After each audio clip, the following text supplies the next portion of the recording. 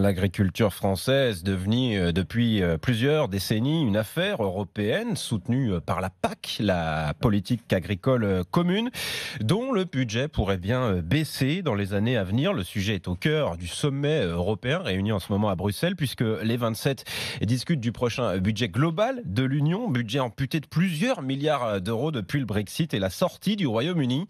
Ce qui n'est pas sans entraîner quelques frictions entre États membres, Pierrick Bonneau. Entre 60 et 75 milliards d'euros sur 7 ans, voilà le montant dont va devoir se passer l'Union européenne après son divorce avec Londres. Le Royaume-Uni était le deuxième contributeur au budget de l'Union après l'Allemagne.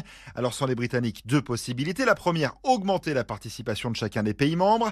Et c'est non pour au moins 4 d'entre eux, l'Autriche, les Pays-Bas, le Danemark et la Suède. Deuxième possibilité, tailler dans le budget global. Et là se pose la question de la répartition.